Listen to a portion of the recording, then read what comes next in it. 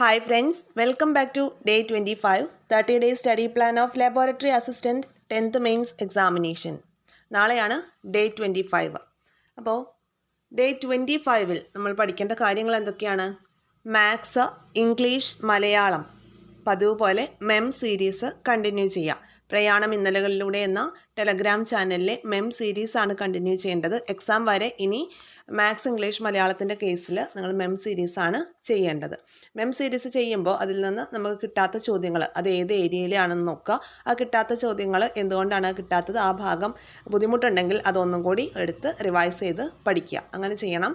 എന്നാൽ മാത്രമാണ് ഈ PYQ സോൾവ് ചെയ്യുന്നതിലൂടെ നിങ്ങൾക്ക് ഉപകാരം ഉണ്ടാവുകയുള്ളൂ. അല്ലാതെ ഈ PYQs മാത്രം സോൾവ് ചെയ്ത് പോകരുത്. അതിൽ തെറ്റുന്ന ഭാഗം ഏത് ടോപ്പിക്കാണെന്ന് വെച്ചാൽ ആ ടോപ്പിക്ക് എടുത്തൊന്ന് റിവൈസ് ചെയ്യാനായിട്ട് ശ്രദ്ധിക്കുകയും വേണം.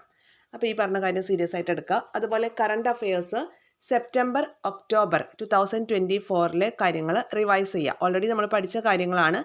കഴിഞ്ഞ ദിവസം നമ്മൾ ജൂലൈ ഓഗസ്റ്റ് ആണ് റിവൈസ് ചെയ്തത്. നാളെ സെപ്റ്റംബർ ഒക്ടോബർ മാസങ്ങളിലെ 2024 കറണ്ട് അഫെയേഴ്സ് റിവൈസ് ചെയ്തെടുക്കാനായിട്ട് ശ്രദ്ധിക്കുക. ഇനി ഹോട്ട് ടോപ്പിക്സ് റിവിഷനിൽ ഏതൊക്കെ ഭാഗങ്ങളാണെന്ന് നോക്കാം. കറണ്ട് അഫെയേഴ്സിൻ്റെ ഭാഗമായിട്ട് വരുന്ന സ്വരാജ് ട്രോഫി ഒന്ന് പഠിച്ചു വെക്കണം. അത് നമ്മളുടെ ചാനലിൽ തന്നെ ഒരു ഷോർട്സ് ആയിട്ട് ചെയ്തിട്ടുണ്ട്. നിങ്ങളത് നോക്കുക.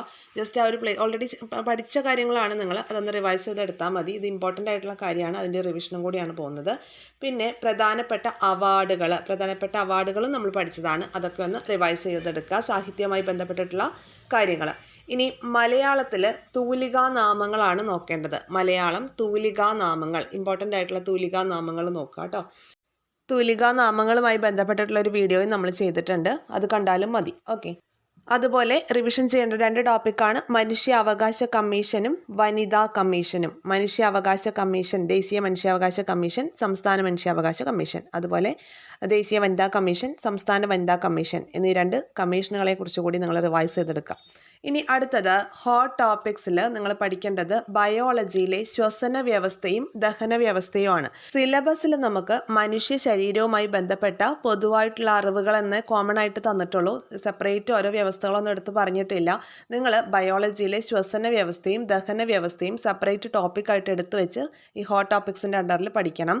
ഇനി അങ്ങനെ പഠിക്കാൻ സമയമില്ലാത്തവർക്ക് ഈ ഭാഗം വരുന്ന SCERT ലെസൺസ് ഞാൻ പറയാം, അത് പഠിക്കാം. ഓക്കെ. അപ്പോൾ ലെസൺസ് ഇതൊക്കെയാണ്. 9th സ്റ്റാൻഡേർഡിലെ ന്യൂ SCERTയിൽ chapter 2, 9th standard chapter 2 new SCERT ദഹനവും പോഷക സംവഹനവും എന്ന് പറഞ്ഞിട്ടൊരു ചാപ്റ്റർ ഉണ്ട്. പാർട്ട് 1 ദഹനവും പോഷക സംവഹനവും. അതുപോലെ 9th സ്റ്റാൻഡേർഡിലെ 3rd ചാപ്റ്റർ ശ്വസനവും വിസർജനവും. അപ്പോൾ ആ ഭാഗത്ത് വിസർജന വ്യവസ്ഥ കൂടി നിങ്ങൾക്ക് പഠിക്കാനായിട്ട് സാധിക്കും കേട്ടോ. അപ്പോൾ ഈ 2 ചാപ്റ്റേഴ്സ് ഇമ്പോർട്ടൻ്റ് ആയിട്ടുള്ള കാര്യങ്ങളാണ്. അത് പഴയ SCERTയിലെ കാര്യങ്ങളോടൊപ്പം കുറച്ച് അഡീഷണൽ ആയിട്ടുള്ള പോയിൻറ്സും കൂടിയാണ് ഈ ഭാഗത്ത് ഇൻക്ലൂഡ് ആയിട്ടുള്ളത്. അപ്പോൾ ഈ ഒരു പുതിയ ലെസൺസ് പഠിക്കുകയായിരിക്കും നിങ്ങൾക്ക് നല്ലത്. അതല്ലാതെ തന്നെ നമുക്ക് പഴയ SCERTയിൽ 9th സ്റ്റാൻഡേർഡിൽ ചാപ്റ്റർ 2 ആയിട്ട് ആഹാരം അന്നപദത്തിൽ എന്നുള്ള ലെസൺ ഉണ്ട്. അതിലും കാര്യങ്ങളൊക്കെ ഉണ്ട്. അതിനേക്കാൾ കുറച്ചുകൂടി പോയിൻറ്റ്സ് ഈ 2 ലെസൺസിലുള്ളതായിട്ട് എനിക്ക് തോന്നിയിട്ടുണ്ട്. അപ്പോൾ ഈ ഒരു 2 ചാപ്റ്റേഴ്സ് പുതിയ SCERT ഓറിയൻറ്റഡ് ആയിട്ട് പഠിക്കുന്നത് നന്നായിരിക്കും. അപ്പോൾ ഈ 2 ഭാഗം അങ്ങ് കഴിയും. ഏതൊക്കെയാണ്? ശ്വസന വ്യവസ്ഥയും ദഹന വ്യവസ്ഥയും. ഇനി അതല്ല, കൂടുതൽ സമയമുള്ളവർക്ക് ഇത് സെപ്പറേറ്റ് ടോപ്പിക്കായിട്ട് എടുത്തു വെച്ച് തന്നെ പഠിക്കാവുന്നതാണ്. ഇത്രയും കാര്യങ്ങളാണ് ഡേ 25 നമുക്ക് പഠിക്കാനായിട്ടുള്ളത്. എല്ലാം ക്ലിയർ ആയി എന്ന് വിശ്വസിക്കുന്നു. ഈ ടോപ്പിക്കുകളിൽ എന്തെങ്കിലും ഡൗട്ടുകളൊക്കെ ഉണ്ടെങ്കിൽ നിങ്ങൾ കമൻറ്റ് ബോക്സിൽ പറയാം, നമുക്കത് അവിടെ ക്ലിയർ ചെയ്യാം. അപ്പോൾ എല്ലാവരും നന്നായിട്ട് പഠിക്കുക. ഇനിയുള്ള 7ാമത്തെ ദിവസം നമുക്ക് എക്സാമാണ്. അപ്പോൾ ആ എക്സാം ഡേ നന്നായിട്ട് ക്ലിയർ ചെയ്യാനും നമ്മൾ പഠിച്ച കാര്യങ്ങൾ നന്നായിട്ട് അവിടെ അറ്റൻഡ് ചെയ്യാനും നമുക്ക് സാധിക്കണമെങ്കിൽ ഈ സമയത്തെ നമ്മളുടെ റിവിഷന് വലിയൊരു ഇമ്പോർട്ടൻസ് ഉണ്ട്. പഠിക്കുന്നതിനേക്കാൾ കൂടുതൽ സമയം നിങ്ങൾ പഠിച്ച കാര്യങ്ങൾ റിവൈസ് ചെയ്തെടുക്കാൻ വേണ്ടിയിട്ട് പ്രത്യേകം ശ്രദ്ധിക്കണം. ഇതുപോലെ യൂസ്ഫുൾ ആയിട്ടുള്ള വീഡിയോസ് തുടർന്ന് ലഭിക്കാനായി ചാനൽ സബ്സ്ക്രൈബ് ചെയ്യുക, ഷെയർ ചെയ്ത് നിങ്ങളുടെ ഫ്രണ്ട്സിലേക്ക് കൂടി എത്തിക്കുക. നിങ്ങളുടെ ലൈക്സും കമൻസും എല്ലാം പ്രതീക്ഷിക്കുന്നു. Thank you all. Have A nice day.